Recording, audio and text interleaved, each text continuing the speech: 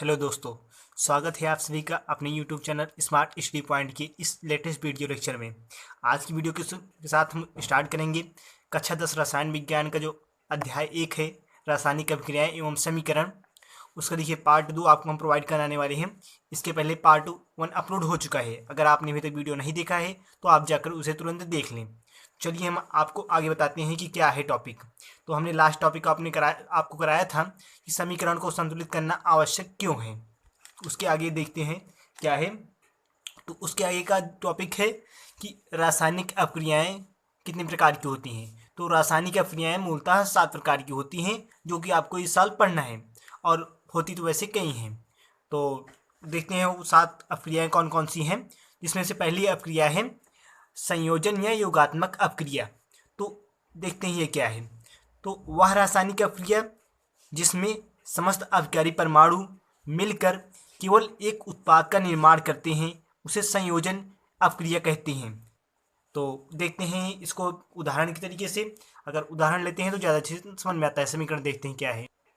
तो समीकरण देखते हैं इसको। जैसे कि हम आपको बता चुके थे कि आप एक समीकरण को पकड़िएगा, उसी से हम आपको बहुत सारे ऐसे समीकरण आपको बनाते हुए चलेंगे और परिभाषाएं भी आपकी क्लियर होती चलेंगी।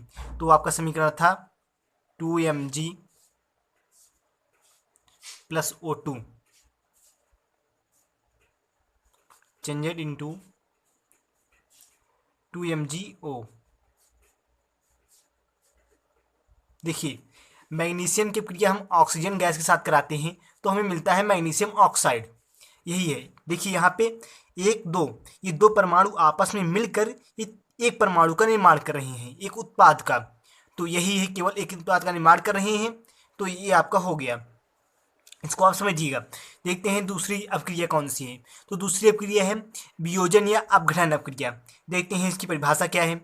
तो वह रासायनिक अपक्रिया जिसमें अभिकारक कई छोटे छोटे उत्पाद में बढ़ जाते हैं वियोजन अपक्रिया कहलाती हैं। जैसे वहाँ पे अभिकारक जो थे वो आपस में जुड़ के एक पदार्थ का निर्माण करते थे, तो यहाँ पे क्या है कि अभिकारक आपस में ये बढ़ जाते हैं। ये जैसे कि यहाँ पर अगर एक है तो ये बढ़ जाएगा, इसी को अगर हम उल्टा कर दें तब भी यही आ जाएगा। तो वैसे आपको हम दूसरा समीकरण यहाँ पे बता देते हैं, उसके हिसाब से आप इसको समझिएगा। देखते हैं, अगर हम कैल्शियम कार्बोनेट CaCO3 की को हम अगर गर्म करते हैं, ऐसे हीट का यहाँ पे मार्क लगाते हैं, अगर इसको गर्म करते हैं तो ये वियोजित होता है कैल्शियम ऑक्साइड और कार्बन डाइऑक्साइड गैस में। इसको भी आप समीकरण याद रखिएगा। ये आपको समीकरण आगे कई स्थान पे मिलेगा भी, तो वहाँ पे आपको समझने में ये आसानी होगी। चलिए देखते हैं जो तीसरी अपक्रिया है वो कौन सी है। तो तीसरी अपक्रिया है विस्थापन अपक्रिया। ये अपक्रिया और इसके बाद वाली जो अपक्रिया हैं ये बहुत ही इंपॉर्टेंट अपक्रिया हैं, तो इसको आप जरूर समझिएगा, अच्छे समझिएगा। यहाँ से आपको बोर्ड एग्जाम में जरूर से जरूर प्रश्न आते हैं। तो देखिए परिभाषा क्या है, देखते हैं। वह रासायनिक अपक्रिया जिसमें अभिकारक का परमाणु दूसरे अभिकारक द्वारा विस्थापित कर दिया जाता है विस्थापन अपक्रिया कहलाती है। तो देखिए इसमें क्या होगा कि जो दो अभिकारक पदार्थ होंगे और उसमें आपस में देखिए आयनों का आदान प्रदान, यानी कि यहाँ का जो परमाणु होगा वहाँ पे चला जाएगा। देखते हैं इसको समीकरण से आप समझेंगे तो ज़्यादा आसानी होगी समझने में। देखिए अगर हम जिंक की अपक्रिया सल्फ्यूरिक अम्ल के साथ कराते हैं H2SO4, तो हमें क्या प्राप्त होगा। यही है आपकी विस्थापन अपक्रिया। तो देखते हैं, तो यहाँ पे जो Zn है और SO4 है तो ये आपस में मिल जाएगा, यहाँ से H2 ये अलग हो जाएगा। ठीक, तो ये आप इसको समझिएगा, ध्यान दीजिए। यहाँ पे हम क्या कर रहे हैं, तो Zn है SO4, ये जो SO4 है ये जाके Zn से जुड़ जाएगा, ZnSO4 हो जाएगा।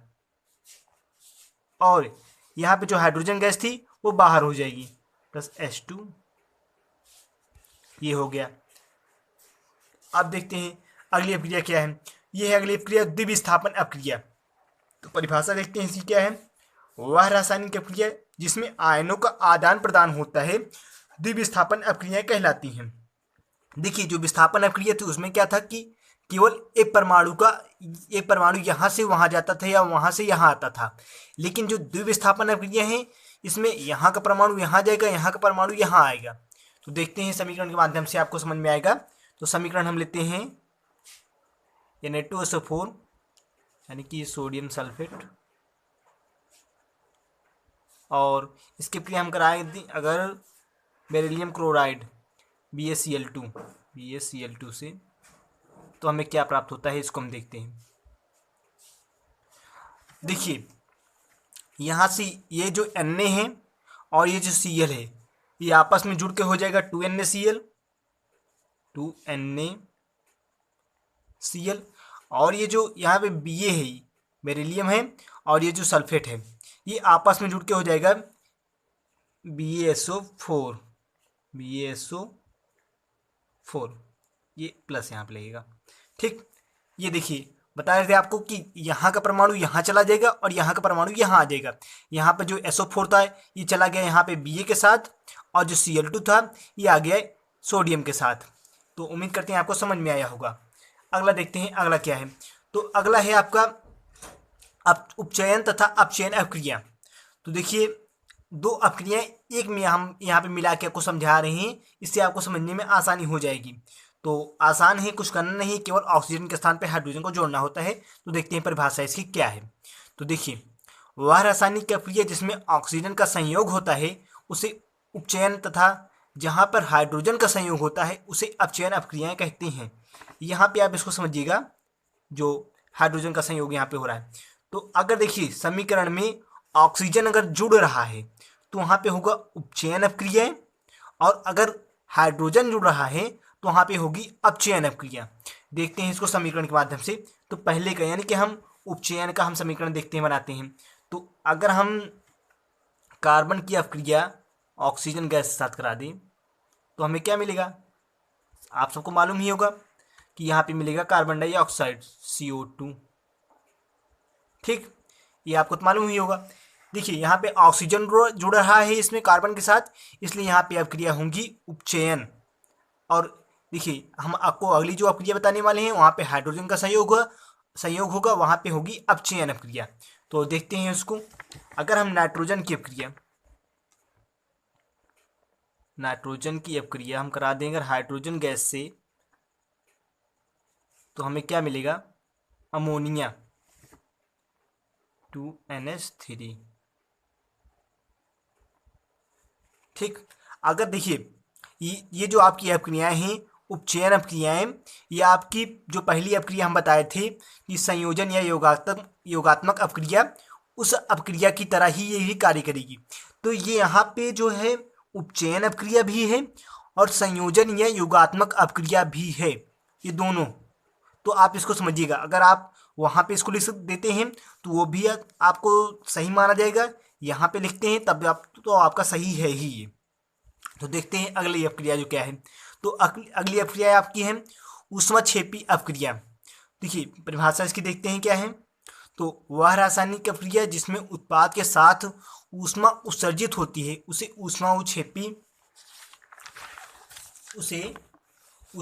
अभिक्रिया कहते हैं। तो आप समझिएगा कि उत्पाद के साथ ऊष्मा बाहर निकलती है जब, तो उसे हम कहते हैं ऊष्माक्षेपी अभिक्रिया। तो यहाँ पे समझिएगा इसको आप। तो मैं आपको जो बता रहे थे हम समीकरण, तो अगर आप उसको याद रखेंगे जो मैग्नीशियम वाला समीकरण था, तो यहीं पे उसको भी यहीं पे यूज करना है। तो समीकरण देखिए आपको समझा रहे हैं कैसे होगा। तो वहाँ पे समीकरण क्या था, 2Mg प्लस O2 था, प्लस O2, यहाँ पे होगा 2MgO। खत्म हो गई, कोई बात नहीं, चलिए 2MgO। ठीक, और इसको हम ठीक कर लेते हैं। 2MgO प्लस ऊष्मा, यहाँ पे इसके साथ ऊष्मा भी बाहर निकलती है, बस यही आपका था। तो देखिए हम मैग्नीशियम की अभिक्रिया अगर ऑक्सीजन गैस से कराते हैं तो हमें मैग्नीशियम ऑक्साइड और प्राप्त होता है, साथ साथ उसमें ऊष्मा भी निकलती है, जिसे हम कहते हैं ऊष्मा, तो मैग्नीशियम ऑक्साइड के साथ साथ ऊष्मा भी निकलती है। तो जिस अभिक्रिया को हम कहते हैं ऊष्माक्षेपी अभिक्रिया। तो जो आपकी लास्ट अभिक्रिया है देखते हैं वो क्या है। तो लास्ट अभिक्रिया आपकी है ऊष्माशोषी अभिक्रिया। तो ऊष्माशोषी अपक्रिया क्या होती है, इसको हम परिभाषा के माध्यम से देखते हैं। तो वह रासायनिक अपक्रिया जिसमें ऊष्मा का अवशोषण होता है उसे ऊष्माशोषी अपक्रिया कहते हैं। तो यहाँ पे क्या होगा, यहाँ पे ऊष्मा बाहर निकल रही थी और यहाँ पे ऊष्मा क्या होगा कि अंदर उसी में समाप्त हो जाएगी। तो इसको देखते हैं कैसे होगा। तो समझते हैं समीकरण के माध्यम से ही। जो आपको हम समीकरण यहाँ पे देखिए बताए थे आपको CaCO3 वाला, ये वियोजन अपक्रिया आपको यहाँ पे हम बता रहे हैं कि जो वियोजन अपक्रियाएं होती हैं वो ऊष्माशोषी अपक्रियाएं के अंतर्गत आती हैं। यानी कि ऊष्माशोषी अपक्रियाएं जो होंगी, यहाँ का समीकरण जो होगा अगर आप उसे वियोजन अपक्रिया में लिखते हैं तब भी आपका वो सही माना जाता है। तो देखते हैं समीकरण यहाँ पे क्या था आपका, CaCO3 अब यहाँ पे प्लस ऊष्मा, यानी कि इसके साथ ऊष्मा भी होती है। ये अब जाके देखिए ये टूट जाएगा, तो टूटेगा ये calcium oxide CaO plus carbon dioxide, इसमें आपका ये टूट जाता है। तो उम्मीद करते हैं आपको वीडियो आपको समझ में आया होगा। तो आपको एक बार फिर से हम फास्ट ट्रैक में रिवीजन इसका करा देते हैं, आप इसको समझिएगा। तो देखिए सबसे पहले रासायनिक अपक्रिया के प्रकार या 7 प्रकार की होती हैं। पहली संयोजन या योगात्मक अपक्रिया, वह रासायनिक अपक्रिया जिसमें समस्त अपकारी परमाणु आपस में मिलकर केवल एक उत्पाद का निर्माण करते हैं, उससे संयोजन अपक्रिया कहते हैं। 2Mg + O2 change into 2MgO। वियोजन अपक्रियाएं, वह अपक्रिया जिसमें परमाणु टूट जाता है 2 भागों में या कई भागों में, उसे हम कहते हैं वियोजन अपक्रियाएं। तो तीसरी आपकी थी विस्थापन अपक्रियाएं, जिसमें एक आयन दूसरे आयन को विस्थापित कर देता है, उसे कहते हैं विस्थापन अपक्रियाएं। Zn + H2SO4 ये चेंज हो जाता है ZnSO4 + H2 में।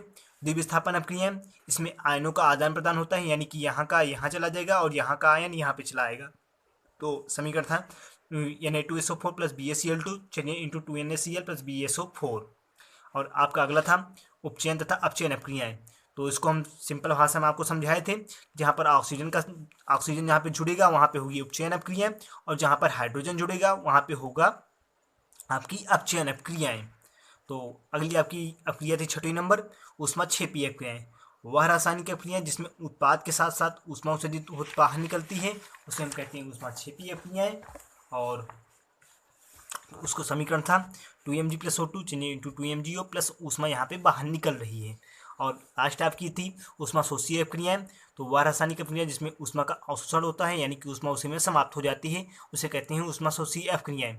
तो इसका आपका समीकरण था CaCO3 प्लस ऊष्मा, ये जाके टूट जाता है कैल्शियम ऑक्साइड यानी कि CuO + CO2 में। तो उम्मीद करती हैं आपको वीडियो समझ में आया होगा। अगर आपको ये टॉपिक समझ में आए हैं तो आप इसे लाइक कीजिएगा, शेयर कीजिएगा और हमारे चैनल को आप सब्सक्राइब कीजिएगा। और आपको हम बता दें कि हमारे चैनल पर मैथ की क्लासेस स्टार्ट हो चुकी हैं, तो आप वहाँ पर भी जाके ज्वाइन कर लीजिए।